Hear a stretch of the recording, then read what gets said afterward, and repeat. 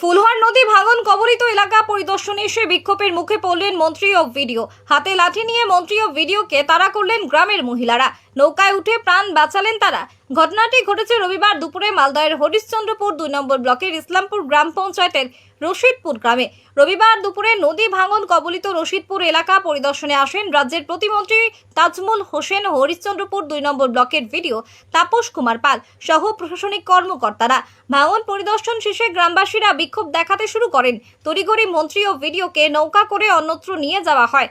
ঘটনাস্থলে পর্যাপ্ত পুলিশ বাহিনী মজুদ থাকায় অপ্রীতিকর ঘটনা ঘটেনি। প্রসঙ্গত বেশ কয়েকদিন ধরে ফুলহার নদীতে জল মারাত্মক বৃদ্ধি পেয়েছে, আর এর ফলে নদীর তীরবর্তী রশিদপুর অঞ্চল ভীষণভাবে ক্ষতিগ্রস্ত। গ্রামের মধ্যে ঢুকে গিয়েছে নদী। ইতিমধ্যে বেশ কয়েকটি দোকান সহ বাড়ি জলের তলায় চলে গিয়েছে, কিন্তু এখনো পর্যন্ত কোনো সরকারি ত্রাণ ব্যবস্থার দেখা। আর এই দিন প্রশাসনিক কর্তা সহ জনপ্রতিনিধিরা এলাকায় ঢুকতে স্থানীয়দের বাধার মুখে পড়তে হয়। এই নিয়ে ব্যাপক উত্তেজনা ছড়িয়েছে হরিশ্চন্দ্রপুর থানা এলাকা জুড়ে। Bureau report, Hind news. ঘটনা হয়েছে স্যার, এখানে নদী কাটছে, আমাদের বাড়ি ঘর মানে পড়ে গেছে। আপনারা দেখেন, 4টা বাড়ি পড়ে গেছে। মকবুল, শেখ বালকা, শেখ আব্বু, শেখ আলম, শেখ মেডুল, শেখ মানে সাইদুল, শেখ ইস্তেখার। হ্যাঁ, আমাদের বাড়ি পড়ে গেছে। কোন গ্রামে হয়েছে এটা? রশিদপুর, দক্ষিণ বকরিয়া। কিভাবে বাড়ি পড়লো? নদী মানে কাটে, নদী কাটে মানে ভাঙন খুব জোরাল আছে। আপনারা কি আতঙ্কে আছেন? জি, আমরা রাত মানে ঘুমাচ্ছি না, রাত মানে আমরা ঘুমাচ্ছি। রোড কাটে গেছে, আমাদের বাড়ির সাথে রোড কাটে গেছে।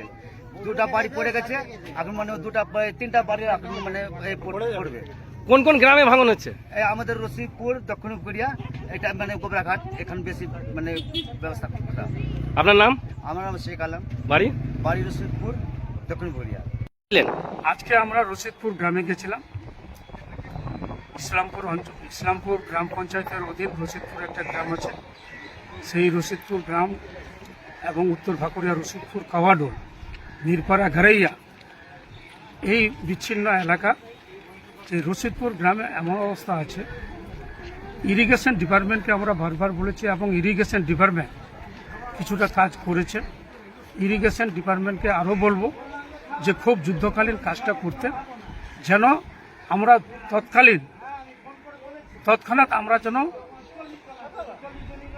রশিদপুর গ্রামবাসীকে বাঁচাতে পারি। তার জন্য ইরিগেশন ডিপার্টমেন্টকে বলবো, পাশাপাশি ইরিগেশন মিনিস্টারকে আমি বলবো, আমাদের ডিএম সাহেবকে বলবো, আমাদের মাননীয় মুখ্যমন্ত্রীর নির্দেশে আমরা এখানে এসেছি। মাননীয় মুখ্যমন্ত্রীকে আমরা জানাবো যে বিষয়টি খুব গুরুত্ব সহকারে দেখার জন্য, এবং তার আগে ইরিগেশন ডিপার্টমেন্ট অনেক কাজ করেছে। এবং এখান থেকে যে খগেন মুর্মু পাস করেছে, সে আজ পর্যন্ত, আমরা তো বরাবর এখানে আসছি, এই বিচ্ছিন্ন গ্রামে আমরা বারবার আসছি, কিন্তু এখান থেকে এত ভোট নিয়ে যে খগেন মুর্মু পাস করেছে, কিন্তু তার কোনো পাত্তা নাই। এই যে এত মানুষের যে দুর্দশা, এই দুর্দশার পাশে কিন্তু খগেন মুর্মু নাই, আমরা কিন্তু আছি। এই ক্ষোভটা খগেন মুর্মুকে দেখানো উচিত। আমরা এই উত্তর ভাকুরিয়া, রশিদপুর, কাওয়াডোলের জন্য বিভিন্ন রকম ব্যবস্থা করেছি, জলের ব্যবস্থা করেছি, বিদ্যুতের ব্যবস্থা করেছি, সমস্ত রকম ব্যবস্থাপনা আমরা করেছি। এই গ্রামকে বাঁচাবার জন্য আমরা অনেক রকম চেষ্টা করেছি। আমাদের দিদি অনেক রকম, আমরা দিদির কাছে গিয়ে অনেক রকম কাজ আমরা করেছি।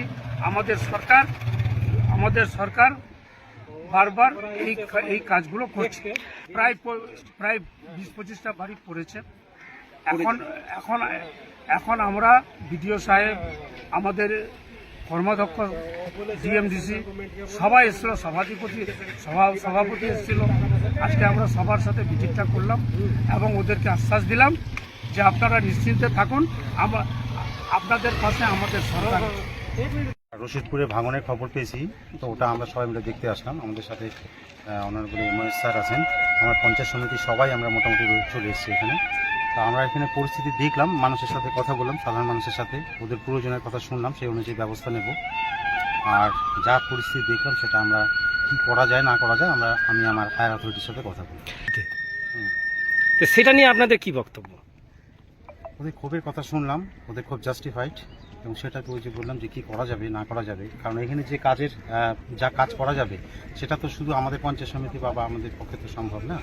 তো আমরা সেটা আমি হায়রাদের সাথে কথা বলি, তাদের ডিসিশন অনুযায়ী কী হবে সেই অনুযায়ী আমরা করব।